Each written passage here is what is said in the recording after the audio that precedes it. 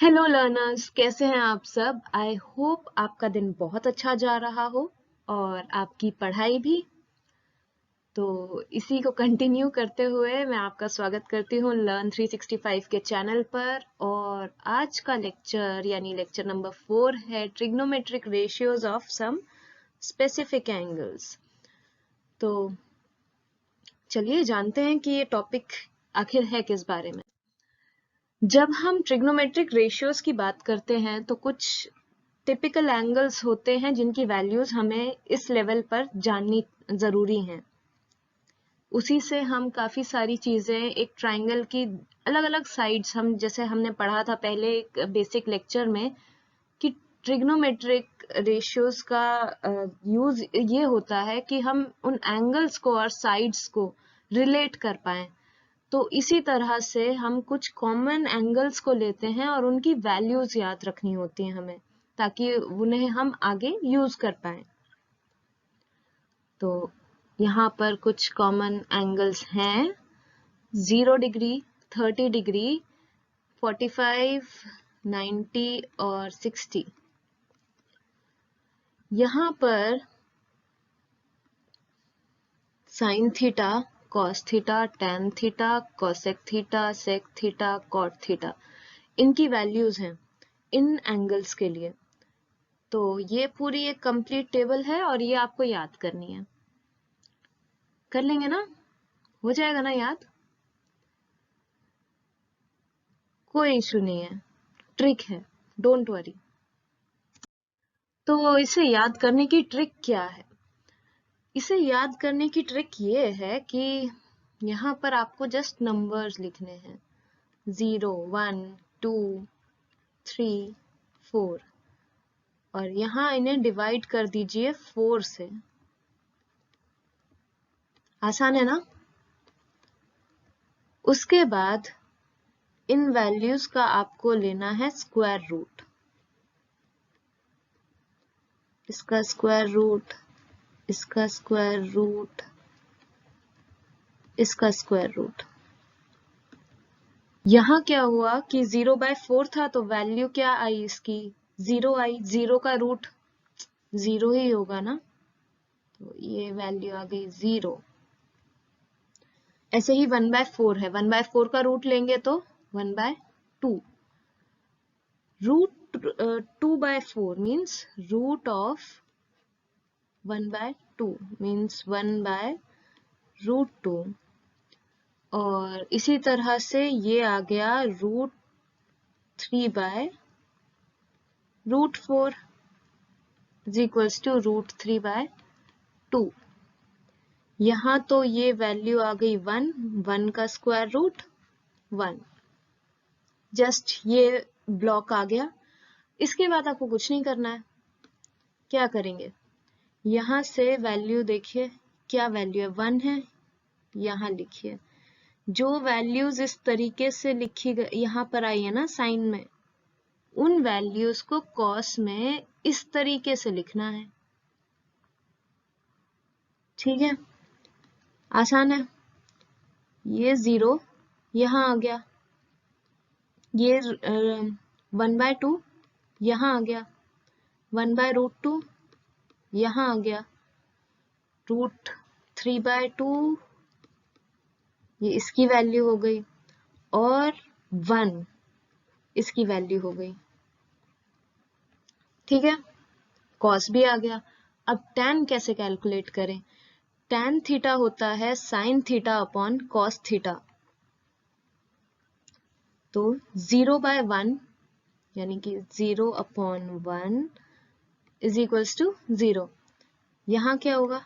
½ √3/2 यानी 1/√3 और यहाँ पर 1/√2 upon 1/√2, this would be equal to 1। और इसी तरह 60 के लिए जब हम tan की वैल्यू देखेंगे तो √3/2 अपॉन 1/2, दिस वुड बी √3। यहाँ पर 1/0 यानी कि not defined.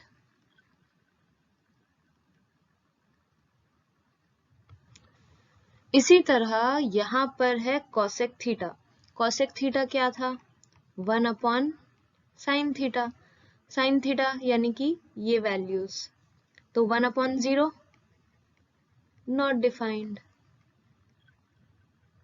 1 upon 1 by 2 2, 1 upon 1 by root 2 means 1 upon 1 by root 2, okay, is equals to root 2. उसी तरह 1 upon root 3 by 2 means 2 by root 3, और यहाँ पर 1 upon 1 is equals to 1.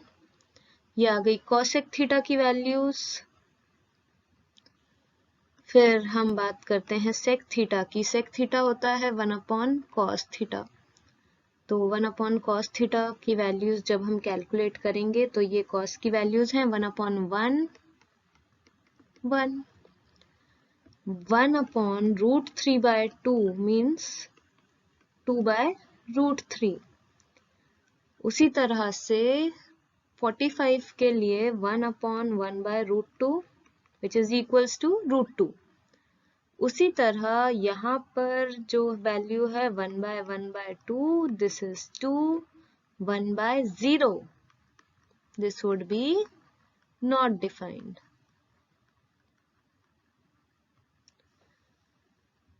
वैसे ही cot थीटा की वैल्यू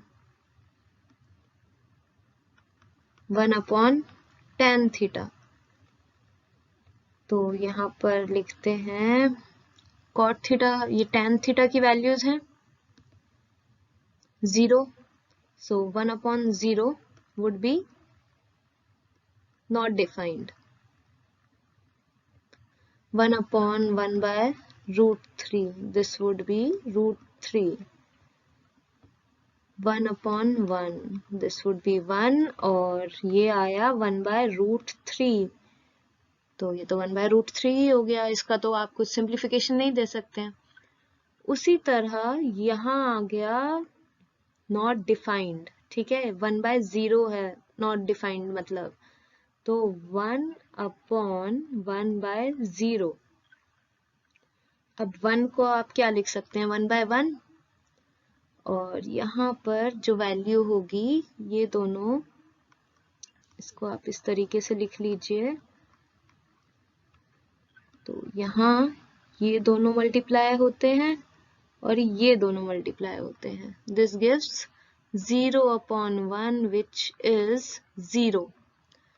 तो ये थी पूरी कहानी इस टेबल को याद करने की, और काफी आसान सी टेबल होगी ना अब तो बताइएगा कि ये किस तरीके की आपको समझ आया या नहीं, और आई होप ये समझ आ जाना चाहिए, और इस तरीके से आप याद करेंगे तो आपके लिए बहुत आसान हो जाएगा। और पता है जैसे धीरे धीरे आप क्वेश्चंस करते जाएंगे ना, आपको ये वैल्यूज ही याद हो जाएंगी। एक टाइम ऐसा आएगा कि आप सोचेंगे कि एक टाइम पर ये याद ही नहीं हो रही थी, और अब एकदम सोचते ही एकदम ये दिमाग में आता है। तो कोई नहीं, टाइम लगता है, टेक योर टाइम, हो जाएगा, डोंट वरी। तो अब अगली स्लाइड पर चलते हैं। ठीक है, अब वैल्यूज लर्न कर लिए, एग्जाम्पल भी कर लेते हैं, ठीक है।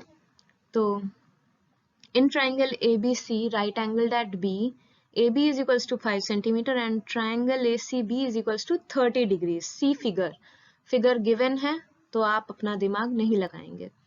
Determine the lengths of the sides BC and AC. ठीक है, यहाँ पर हमें 3 साइड्स दी हुई हैं ट्राइंगल में, उसमें से एक साइड की वैल्यू गिवन है, ये दोनों कैलकुलेट करनी है, और हमें ये एंगल गिवन है। इस एंगल के कॉरेस्पॉन्डिंग सबसे पहले हमें आइडेंटिफाई करना है कि बेस और परपेंडिकुलर क्या होगा। इस एंगल के एडजेसेंट साइड हुई बेस, इस एंगल के ऑपोजिट साइड हुई परपेंडिकुलर, और ये जो साइड है ये हुई हाइपोटेन्यूस, बिकॉज ये लॉन्गेस्ट साइड है। ठीक है, अब AB is equals to 5 centimetre, angle ACB is equals to 30 degrees. अब इसे रिलेट करने के कई सारे तरीके होंगे, हमें पता है ये ट्रिक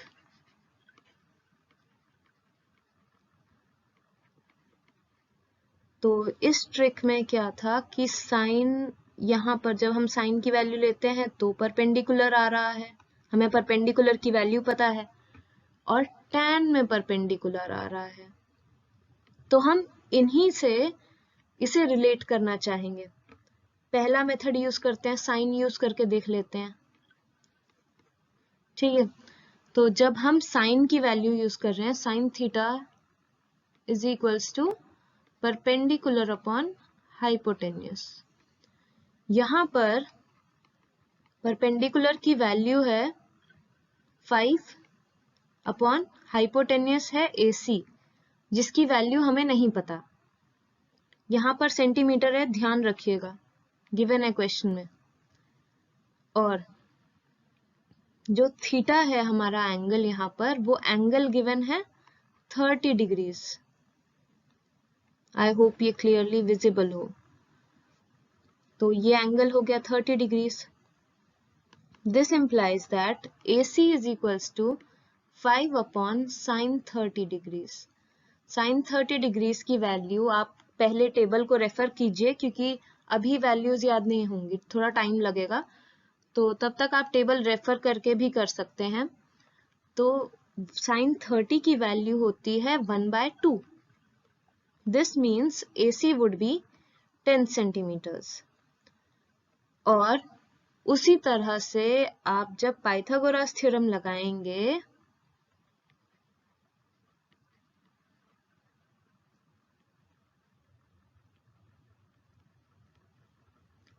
तो AC square is equals to AB square plus BC square होगा, क्योंकि हाइपोटेनस का square is equals to sum of squares of the remaining sides. तो यहाँ पर AC की वैल्यू आ गई 10 और AB की वैल्यू है 5। हमें कैलकुलेट करनी है BC की वैल्यू। तो BC is equals to under root of AC square minus AB square.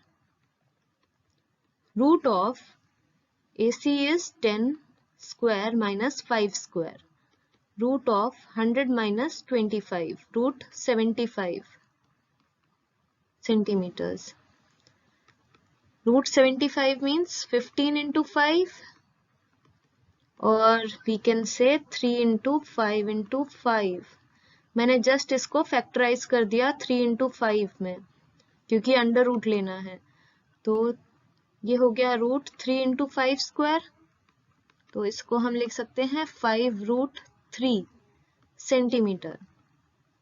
उसी तरह से अगर आप मेथड 2 ट्राई करते हैं, जहां आप tan से रिलेट करेंगे, तो यहाँ क्या होगा कि tan theta is equals to perpendicular upon base. Perpendicular क्या है? AB, यानी कि 5 सेंटीमीटर अपॉन बेस कितना है? BC। तो यहाँ से tan 30 डिग्रीज, थीटा की वैल्यू है 30 डिग्रीज, तो BC is equals to 5 upon tan 30। tan 30 की वैल्यू कितनी होती है? 1/√3। तो 5 अपॉन 1/√3 मीन्स 5√3 सेंटीमीटर्स। तो यहाँ बेस पहले आ गया, और हाइपोटेनस निकाल लेंगे पाइथागोरस थ्योरम से। तो AC square is equals to AB square plus BC square यहाँ पर है, तो AC is equals to root of AB square plus BC square. Root of AB की वैल्यू है 5 स्क्वायर प्लस 5√3 स्क्वायर, जिसकी वैल्यू जब आप कैलकुलेट करेंगे तो आएगी 10 सेंटीमीटर। ये आप चेक करिएगा, और वैल्यू यही आएगी। दोनों मेथड से आप कोई भी मेथड लगाना चाहें, आप और भी रेशियोज ट्राई कर सकते हैं, कॉसेक भी यूज कर सकते हैं, और यहाँ पर कॉट भी यूज कर सकते हैं, क्योंकि ये इनके रेसिप्रोकल हैं। यहाँ पर कॉस हमने इसलिए यूज नहीं किया क्योंकि कॉस में परपेंडिकुलर वाला टर्म नहीं आ रहा था, तो हमारे पास दो अननोन्स हो जाते, बेस और हाइपोटेन्यूस, तो इसीलिए हमने साइन और टैन यूज किया। आप कॉसेक भी यूज कर सकते हैं और कॉट भी यूज कर सकते हैं क्योंकि वो इनके रेसिप्रोकल्स हैं। आगे चलते हैं। आई होप ये वाला समझ आया हो आपको। अब है एग्जाम्पल नंबर 7 और इस एग्जाम्पल में गिवन है in triangle PQR right angled at Q, see figure, यानी फिगर गिवन है। PQ is equals to 3 centimeter, PR is equals to 6 centimeter. Determine angle QPR और एंगल PRQ। जब हम एंगल चेक करते हैं QPR, तो यहाँ पर बीच में एक टर्म आता है P, तो ये है हमारा एंगल P। उसी तरह जब हम ये वाला एंगल देखते हैं एंगल PRQ, तो यहाँ पर मिडिल टर्म क्या है, PR है PRQ में, तो एंगल R, यानी हमें एंगल P और एंगल R कैलकुलेट करने हैं। लेकिन ऐसा कैसे पता चला? देखिए, जब हम QPR देखते हैं, यानी कि हम Q से चल रहे हैं P की तरफ और R की तरफ बढ़ रहे हैं, तो इसमें एक ही एंगल बीच में आ रहा है, वो है एंगल P। उसी तरह जब हम PRQ देख रहे हैं, तो ये वाला P से चले R पर गए और फिर Q तक गए, तो इसमें कौन सा एंगल बीच में आ रहा है, एंगल R। तो ये इसीलिए मिडिल टर्म ही हमारे एंगल्स हैं जो हमें कैलकुलेट करने हैं। ठीक है, अब यहाँ पर एक ट्राइंगल बनाते हैं, राइट ट्राइंगल। यहाँ पर है P, Q और R। अगर आपको वो ट्रिक याद हो, पर पंडित बद्री प्रसाद हर हर भोले सोना चांदी तोले, जो फर्स्ट लेक्चर में डिस्कस हुई थी, वहां पर हमें ये पता है कि इस वाले केस में ये 3 सेंटीमीटर, ये 6 सेंटीमीटर, अगर मैं R को रेफरेंस एंगल लेती हूँ, आप P को भी ले सकते हैं रेफरेंस एंगल, वो भी कोई इशू नहीं है। अगर R को रेफरेंस एंगल ले रही हूँ, तो मेरे पास ये है बेस, ये है परपेंडिकुलर और ये है hypotenuse, longest side adjacent to angle और ये अपोजिट टू एंगल। ये आइडेंटिफिकेशन भी फर्स्ट लेक्चर में कवर हो चुका है। तो यहाँ पर क्या हुआ कि हमारे पास परपेंडिकुलर भी है और हाइपोटेन्यूस भी है, तो हमें ऐसा ट्रिग्नोमेट्रिक रेशियो देखना है जहां परपेंडिकुलर और हाइपोटेन्यूस हो। परपेंडिकुलर और हाइपोटेन्यूस है साइन में, तो हम लिखते हैं साइन R, क्योंकि यहाँ पर एंगल R है, is equals to perpendicular upon hypotenuse. यहाँ पर परपेंडिकुलर है PQ अपॉन हाइपोटेन्यूस है PR। तो परपेंडिकुलर PQ की वैल्यू है 3 और PR की वैल्यू है 6 सेंटीमीटर्स में। यहाँ है साइन R। अगर हम चेक करें, ये वैल्यू आ गई 1/2। टेबल से जो हमने अभी टेबल्स पढ़ी थी, उनमें for R is equals to 30 degrees, you will see that sin R की वैल्यू 1/2 होगी। This means R is equals to 30 degrees. That is angle PRQ is equals to 30 degrees. Similarly, जब हम बात करते हैं एंगल QPR की, हम ये पूरा प्रोसेस दोबारा से रिपीट कर सकते हैं, लेकिन हम नहीं करेंगे क्योंकि वो एक काफी लंबा प्रोसेस हो जाएगा। करने के लिए कर सकते हैं, उससे आंसर आ जाएगा, लेकिन जब हम एंगल QPR की बात करेंगे तो यहाँ पर इजी तरीका ये होगा कि अगर हम ये ट्राइंगल कंसिडर कर रहे हैं, तो अगर आपको एक बात याद हो कि sum of angles in a triangle is equals to 180 degrees। यहाँ पर हमारा एक एंगल 90 डिग्रीज है, ये वाला हमने पता लगा लिया 30 डिग्रीज। बचा कौन सा एंगल, एंगल P। तो angle P plus angle Q plus angle R is equals to 180 degrees. Angle P हमें कैलकुलेट करना है, plus angle Q is 90 degrees और R है 30 degrees is equals to 180 degrees. तो angle P is equals to 180 degrees minus 120 degrees, which is 60 degrees. This means angle QPR is equals to 60. एक चीज का ध्यान रखिएगा कि यहाँ पर आपको आंसर यहाँ पर नहीं छोड़ना है, आपको ये लिखना पड़ेगा कि angle QPR is equals to 60 degrees. Because आप ये बात समझे हैं या नहीं कि ये एंगल P है, ये आपको पता है, एग्जामिनर को ये चीज बतानी पड़ेगी और आपको एग्जामिनर तक अगर वो बात पहुंचानी है तो आपको लिखना पड़ेगा, तो आपको ये चीज बाद में मेंशन करनी पड़ेगी, angle QPR is equals to 60 degrees, या फिर और भी स्पेसिफिक करना है तो angle QPR is equals to angle P is equals to 60 degrees. इसी तरह से यहाँ एंगल R के लिए भी। आई होप ये समझ आया हो, और यहाँ आप रेफरेंस P को भी लेकर इस पूरे स्टेप्स को कर सकते थे। यहाँ पर फिर वो हो जाता कि ये बेस हो जाता और ये हाइपोटेन्यूस हो जाता, तो बात वही थी। आप किसी भी तरीके से करें, आंसर्स आपके हमेशा सेम आएंगे। तो अब नेक्स्ट क्वेश्चन पर चलते हैं। Example number 8, if sine a minus b is equals to 1/2। अगर आप ट्रिग्नोमेट्री वाली टेबल्स से चेक करें, from table of trigonometric ratios of specific angles, ये आपके रेफरेंस के लिए है, ठीक है। आपको ये पता चलेगा कि साइन की वैल्यू 1/2 होने के लिए थीटा की वैल्यू 30 डिग्रीज होनी चाहिए, which means a minus b is equals to 30 degrees. उसी तरह अगर cos की वैल्यू 1/2 होनी है तो थीटा की वैल्यू 60 डिग्रीज होनी चाहिए। इस चीज को आपको समझना पड़ेगा।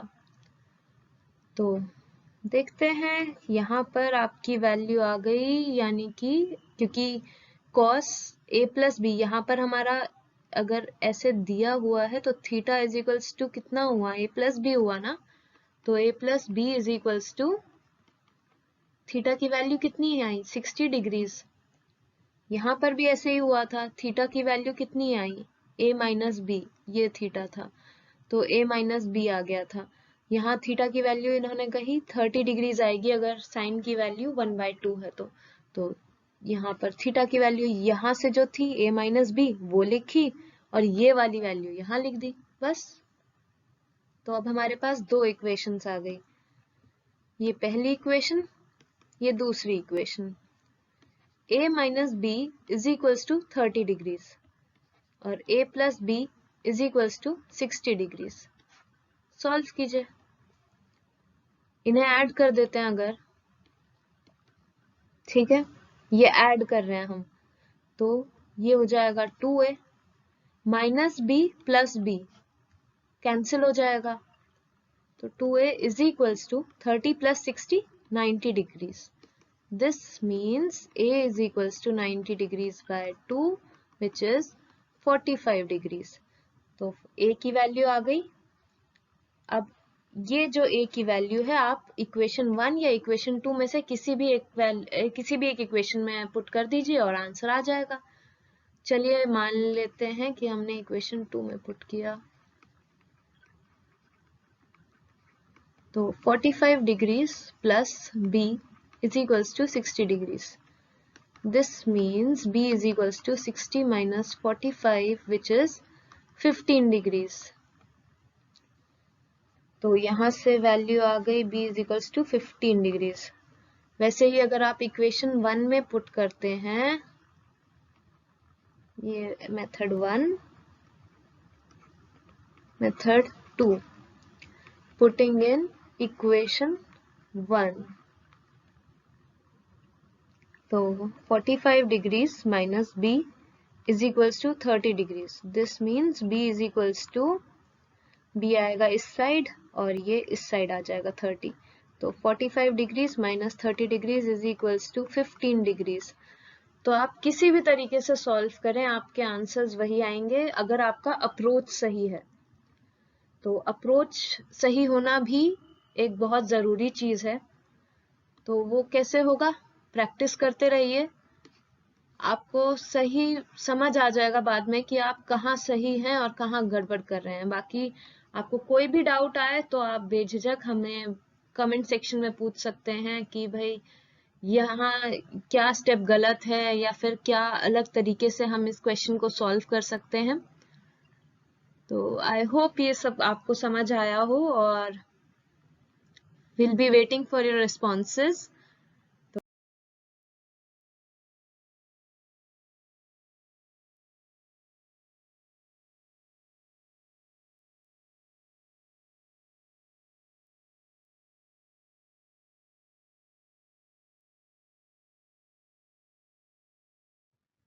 So thank you for watching and happy learning. I hope ये सारी videos आपके काफी काम आए. Okay learners, we'll see you again.